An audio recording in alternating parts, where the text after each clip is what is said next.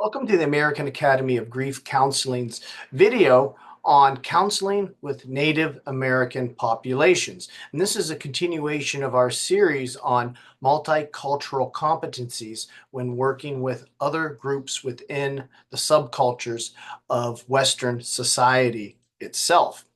Now, with Native Americans, indigenous peoples, there is a historical trauma that needs to be understood before even working with particular individuals. And this type of soul wound, which is a cultural term referring to a culture's particular history of a very painful past, a painful memory. Soul wounds for Native Americans are very vast and widespread across all indigenous peoples themselves because of the way Western European, in particular, expansion was pushed upon them. Broken promises, broken peace treaties, broken contracts with the government, as well as prejudice, hatred, relocation, just from the newcomers to the new world. So Western counselors need to understand that there is a historical, natural mistrust by many minorities, but especially Native Americans towards those of Western descent that can exist within the counseling room, especially when a counselor of Western descent is working with a particular Native American. And when we think of soul wounds again, we think of disease, relocation, and genocide.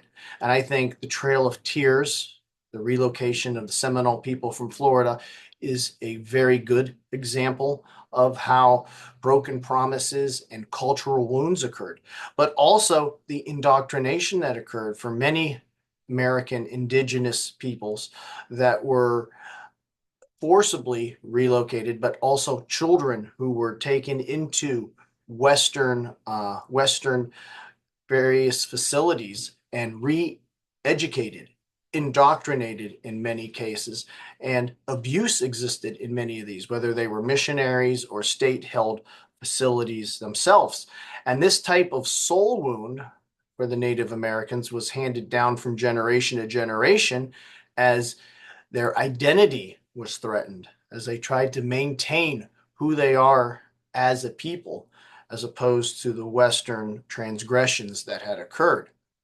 With counseling Native Americans, then we need to be aware of this, but we also need to be aware of the level of acculturation that might occur. Some may not be as acculturated as others. Some may be more within a Western culture or identify themselves as American themselves, while others may be much more reserved from that and incorporate their past and very proud and beautiful traditions into their life. So what is the degree and how is the level of acculturation affecting the individual? Again, we can never assume one individual is maybe more or less according to their culture. We have to look at each individual to really get a good understanding. Although, again, it's important to sometimes explore to see if an individual is very culturally immersed themselves.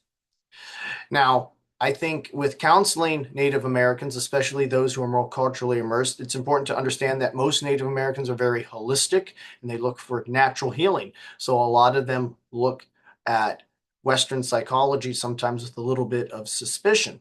So there's no reason at all why a counselor cannot work with the community, if given permission, with helping a particular individual, involving the family, the community, and using those natural remedies that exist within the community to help an individual. Also, understanding various cues that exist within a Native American is important during counseling. Many Native Americans, because of their culture, have long pauses. They like to listen more. Their responses are more calculated and what would be perceived from the West as slower responses. But in essence, it's a much more of a listening culture, and they choose their words very precisely in that regard. So a Western counselor may very well misunderstand that for sadness, apathy, or even ignorance, but it is part of Native American culture to listen and to speak with intent. So if a counselor is working with someone of a Western descent, well, we might think that. But if we're dealing with someone of a Native American background, then it's completely natural and normal in that reaction. So these things need to be understood. So it's very important for the counselor to dismiss past bias and sometimes even past studies that are based on Western European cultures and to become more immersed with the Native American culture that the individual is from, as well as working within that culture and that community and the resources available when necessary and when granted permission to do so. We at AIHCP offer a grief counseling certification as well as a grief diversity counseling certification, which is a specialty that can be added for those who are certified in grief counseling. Our phone number is 652-7776 and our email is info@aihcp.org. Our reference is the Peterson book, Counseling Across Cultures, a very good textbook, which I also recommend. Please remember to subscribe to our channel and like this video, please. And also remember to have a good day. Thank you for listening.